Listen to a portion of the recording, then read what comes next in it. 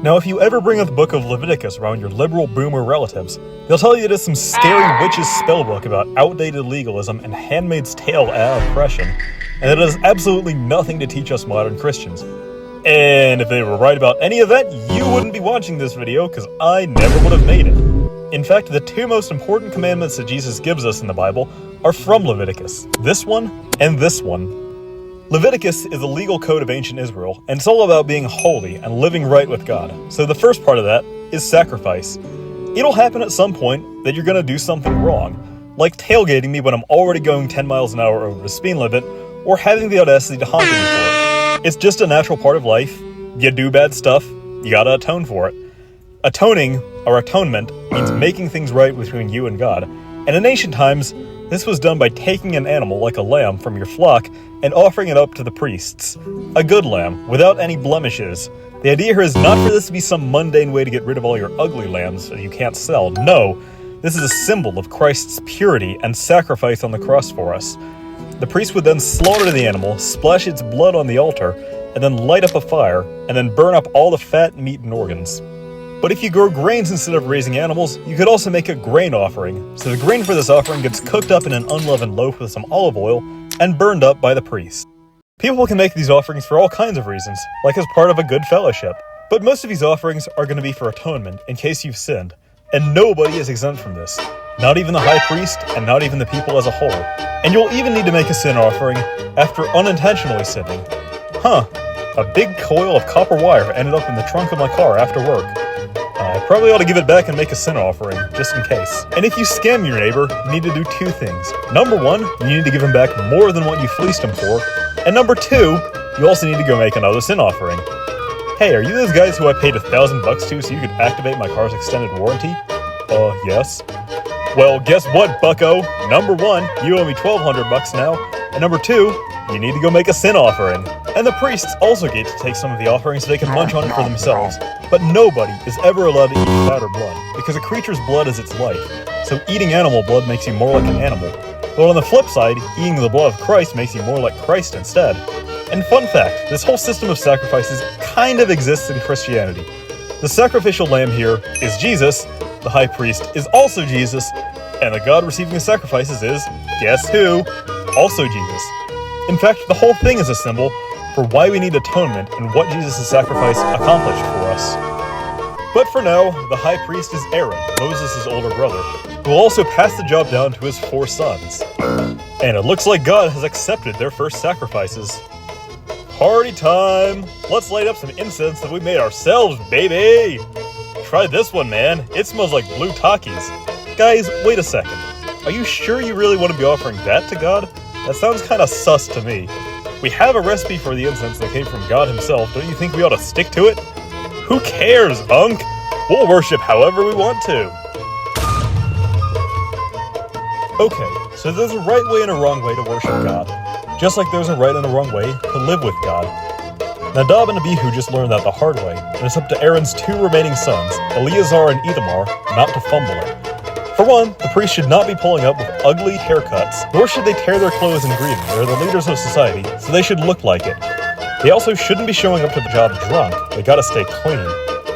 Hey, I'm going through a rough part of life right now. Do you think you could pray for me? Well, gee, thanks a lot.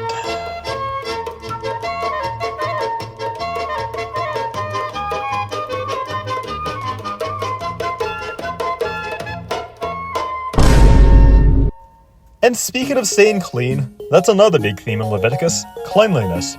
Apart from being a really good metaphor for avoiding sin, it's also practical. People got sick and died a lot in ancient times because they had zero sense of sanitation. So part of cleanliness is watching what you eat. As far as mammals go, Leviticus considers ruminants like cows and sheep that chew their cud and have split hooves to be considered clean, but anything else is considered yuck. For seafood, anything that you eat has to have fins and scales. And for birds, most carnivores and scavengers are considered unclean, but songbirds, pheasants, and waterfowl are still kosher. Reptiles and rodents, unclean, no matter what kind. And of course, all dead animals are unclean too, so if you touch one, you gotta wash up and wait until nightfall to be considered clean again. And childbirth is considered unclean too. And when a baby is born, a burnt offering has to be made. Because after all, people are sinful and dirty from the moment of their conception. And the priests also know how to spot certain kinds of leprosy too, so they can stop it from spreading by putting anybody infected outside of the main camp. Another thing that's also considered unclean is mold. The priest can also tell when you're free from the disease, and if by chance you are free from it, well, it's time to make another offering, this time of thankfulness. Another thing that's considered unclean? Bodily fluids. I'll leave the rest to your imagination, but you might be wondering if any of this ceremonial and cleanliness stuff applies to us today, and the answer is, not really. Most of it is a symbol for how sin can make us spiritually sick and even kill us, and how we need to be cleaned up with the living water of the Holy Spirit given in baptism to live right with God. And in fact, Jesus Christ even said it himself, that what makes a person unclean is what comes out of us: lies, envy, and other sins. And this is what the living water cleans up for us. Old Testament cleanliness is just a symbol for how dirty we get in our everyday lives. Again, with sins, envies, and idols. So we can eat pretty much whatever we want with no soteriological consequences, which is pretty awesome because bacon! But yeah, some of it definitely is practical. You won't catch me eating vulture meat anytime soon, or a big box of moldy lunchly. So that's ritual sacrifice in a nutshell. We all get ourselves dirty with sin, and sacrifices must be made to make things right with God. And once a year, the high priest has to go make a sacrifice on Yom Kippur, the Day of Atonement. And since the life of all living creatures is contained in their blood, eating blood is really bad. Do you like eating blood? Well, the Holy Land is not for you. Take that crap to pagan land.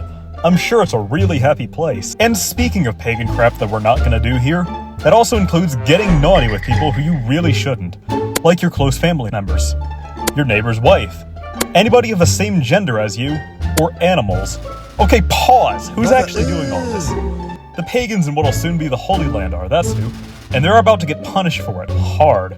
Guys, this is an actual sin against nature itself, and it's why the land itself is going to puke those pagans out.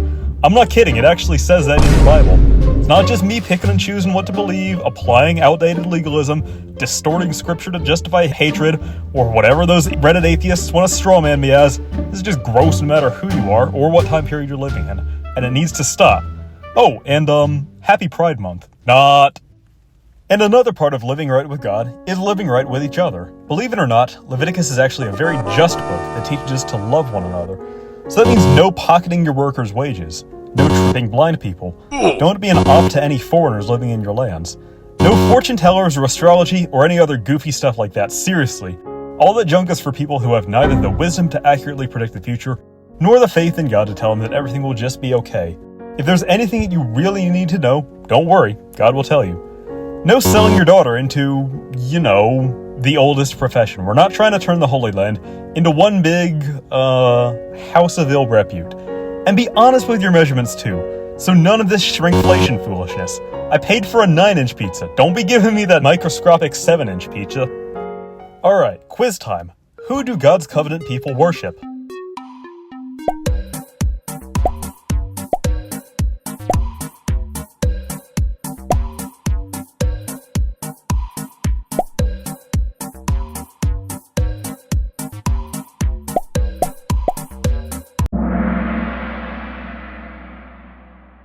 That's right, it's God.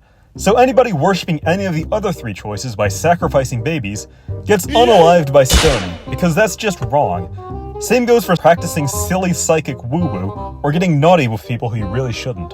And priests also have a special responsibility to be holy. Most notably, they can't be hitting up those ladies of the night. I mean, come on, you're a priest for crying out loud. Act like it.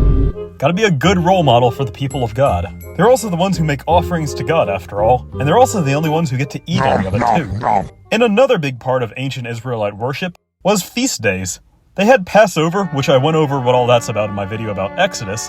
They had the Day of Atonement, I went over that in this video, and a few others too, like the Feast of Trumpets and the Feast of Booths, all celebrating everything that God has done for the Israelite people.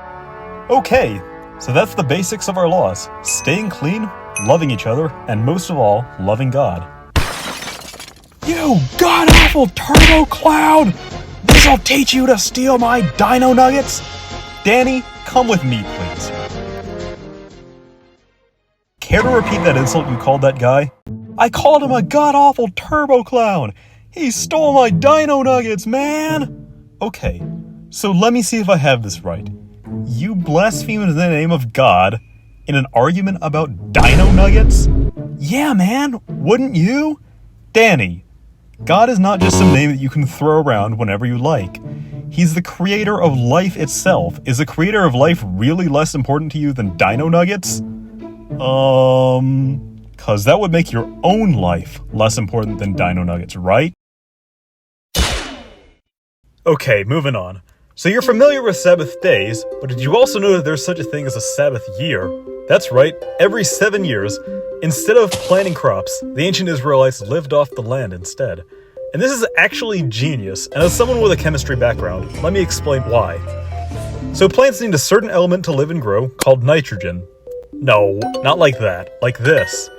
While this compound is extremely common in the atmosphere, this one is the one that plants actually need, found in the soil, and in the soil are these itty-bitty microorganisms called nitrogen-fixing bacteria that turn nitrogen gas into ammonia. If the plants eat more ammonia than the bacteria produce, then they all die, and nobody gets to eat anything. So by not planting anything at all every 7 years, you're letting the bacteria cook so they can restock the ammonia in the soil. Like I said, it's genius. And here's something even more brilliant. Every 7 Sabbath years, do the math, that's 49 years, is an event called the Jubilee. And during the Jubilee, all the bonds of servitude are cancelled entirely. Everybody returns to their own hometown, and all real estate claims are reverted to their original owners. Because after all the land really belongs to God. So when you buy and sell land, you're really just trading the value of the crops that you'll grow on it. Plus, the Jubilee guarantees that everyone has a place to live too. Definitely an idea that's worth considering in the modern day, if for no other reason than to stop one rich megacorporation from owning the entire real estate market and pricing everybody out from being able to own land. BlackRock. So that's the legal code of ancient Israel for you. The most important thing is that they stay faithful to God. So as long as they can manage that, things will be just ducky. They'll win every battle, their crops will succeed, and it'll all turn out Gucci. But if they fumble it and start worshipping pagan idols, then they're cooked. But God's promise is to dwell among the people of Israel and live among them as if he were one of them. Did Leviticus just predict the incarnation of Jesus Christ? Well, don't take my word for it. Go read it and find out. So that's Leviticus for you. It's really only about two things. Loving God by worshiping right and repenting of sin, and loving your neighbor by practicing justice and staying clean. Be a good example to them and to the rest of the world. And it's about living as part of a nation that's in covenant with God. Want to learn more about that? Then go ahead and watch this video right here. And until then, stay blessed.